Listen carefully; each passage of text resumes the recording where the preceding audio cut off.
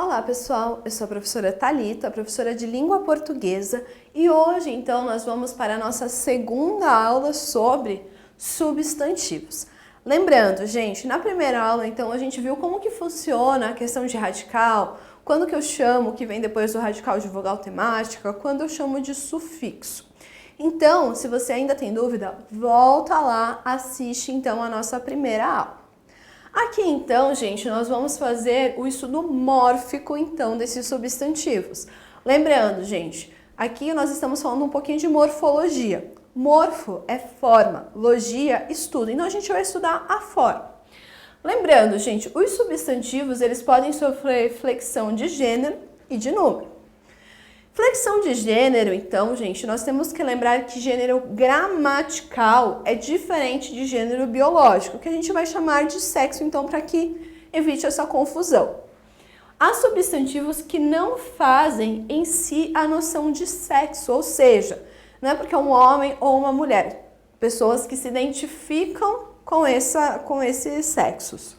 Então, gente, o que marca nesses casos, se é feminino ou masculino, então, são os termos satélites aos substantivos, que concordam, então, tais como o artigo. Então, por exemplo, a palavra verdade, eu sei que é um substantivo feminino por conta da presença do artigo a. Vírus, eu sei que é um substantivo masculino por conta da presença do artigo o. Vida, eu sei também que é um substantivo feminino por conta da presença do artigo a na frente. Portão, eu sei que é masculino por conta da presença, então, do artigo o. Palestra, eu sei que é feminino também por conta da presença do artigo a. E livro, sei também que é masculino por conta da presença, então, do artigo o. Ou seja, não sei qual é o gênero daquele substantivo específico, coloque um artigo na frente. Assim vai ajudar você a saber se é feminino ou masculino. Aí, gente, nós temos então a flexão de gênero chamada de substantivos biformes. Ou seja, são aqueles que apresentam uma forma para cada gênero. Ou seja, tem uma forma para o gênero feminino e outra forma para o gênero masculino. O feminino é formado ora pela desinência, ora por sufixos, ora pela mudança total de radical. Então, por exemplo, se eu pego o substantivo menino, o feminino é menina. Cantor é o masculino, cantorá é o feminino. Dessa forma aqui, gente, como o acréscimo, então, dessa letra A, eu chamarei de desinência. Agora, gente, se eu pego, por exemplo, uma palavra como a palavra papa, o feminino é papisa. Como eu tenho esse acréscimo, então, eu chamo de sufixo. Imperador, o seu feminino é imperatriz. Eu também chamo de sufixo. Vamos, então, analisar. Lá eu tinha menino.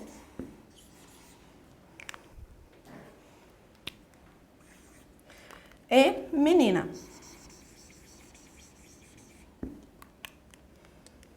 E aqui eu tenho papa e tenho papisa.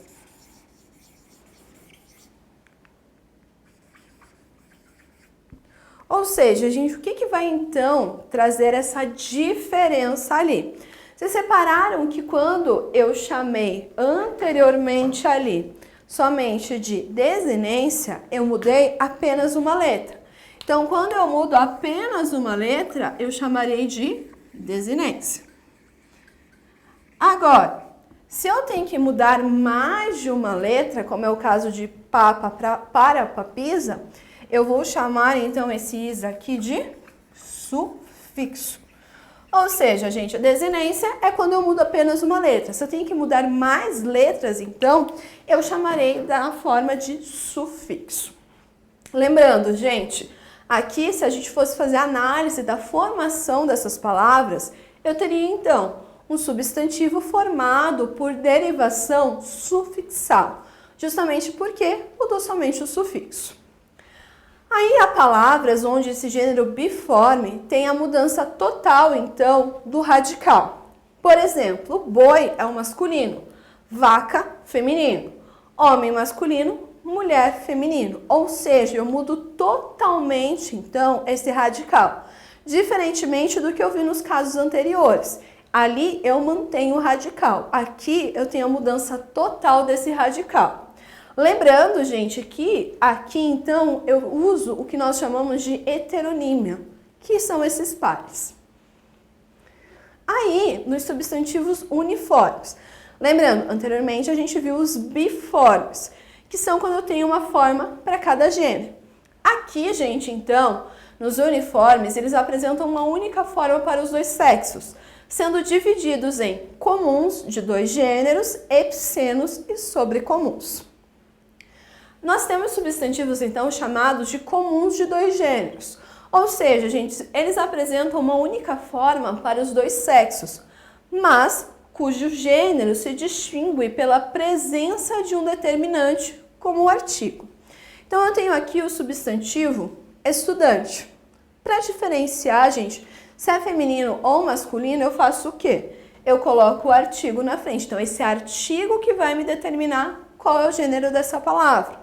Chefe, da mesma forma, é uma palavra do gênero uniforme, mas eu posso colocar o chefe, a chefe. Atleta também, por mais que tenha terminado em A, gente, nós sabemos que não é uma palavra feminina. Então, o que vai determinar dessa forma é a presença do O ou do A à frente do substantivo. Jornalista, gente, também vai ser a presença do O ou do A. Então, eu tenho o jornalista, a jornalista. Sem terra, gente, também eu tenho o sem terra, a sem terra. Jovem, o jovem, a jovem. Então aqui, gente, comum de dois gêneros é quando eu tenho uma única palavra que eu vou diferenciar, então, o gênero a partir da presença, então, do artigo. Aí nós temos, gente, substantivos chamados de uniformes epicenos.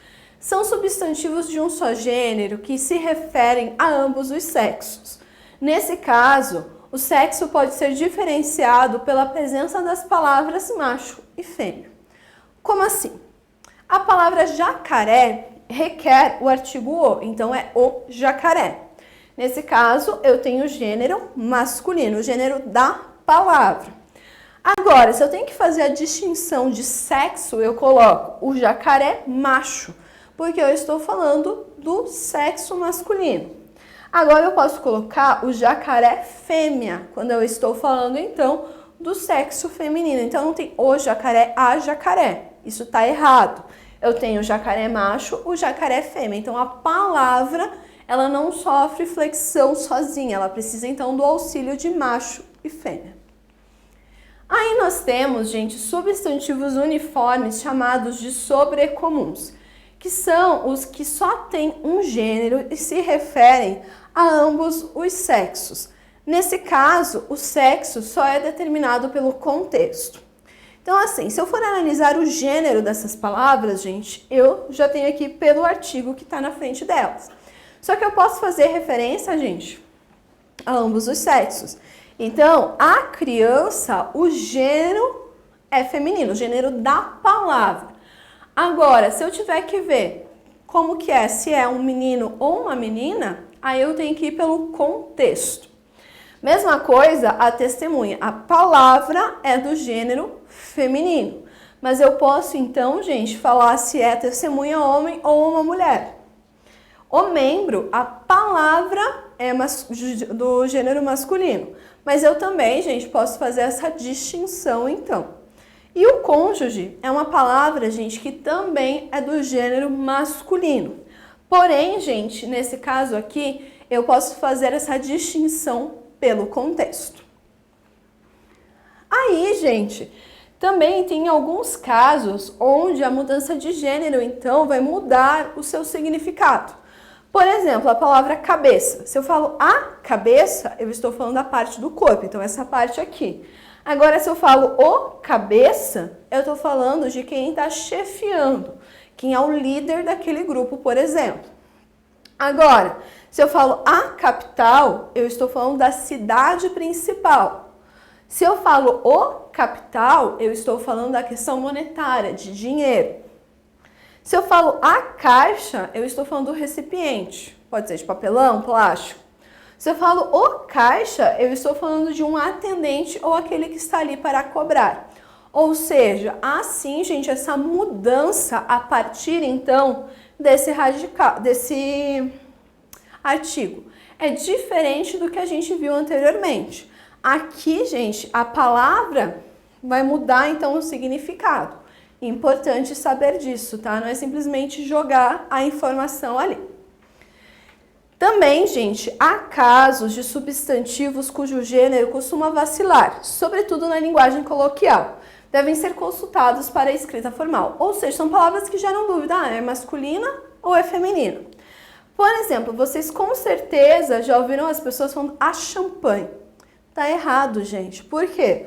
O correto é o champanhe ou a champanhe, tá? Ambas são palavras masculinas. Mesma forma, o lança-perfume, o soprano, o dó, o guaraná, o contralto. São todas palavras, então, masculinas. Palavras femininas. A sentinela, a dinamite, a cal. Sim, gente, é o cal que se passa na parede. Tem gente que fala o cal e o cimento. É a cal e o cimento. A xerox ou então a xerox. Gente, lembrando que na verdade essa palavra aqui é a marca do aparelho que fazia esse tipo de trabalho. O nome verdadeiro que a gente tem para isso é fotocópia. Só que ninguém usa esse nome. Então, de qualquer forma, se eu usar a marca, então, é feminino. Mesma coisa, gente, a palavra alface é a alface, não o alface. E a crisma. Uma coisa que a galera tem muita dúvida é, se eu tô falando de uma marca, é feminino ou masculino? Gente, depende. Por exemplo, Netflix é a Netflix, não o Netflix, tá? É um substantivo próprio, mas nesse caso requer então a presença do artigo a, sendo então uma palavra do gênero feminino. Gente, só uma informação antes da gente terminar. Não sei se vocês já viram algumas pessoas escrevendo assim. E no lugar da desinência de gênero, eles colocam um X. É uma forma da gente não marcar, então, o gênero daquela pessoa, ou seja, rotular ela. Pode ser que ela não se identifique, então, dessa forma. Então, também é uma forma de escrever informalmente. Eu não posso trazer isso ainda para a linguagem formal. Bom, gente, espero ter ajudado vocês em mais uma aula de gramática. Até a próxima!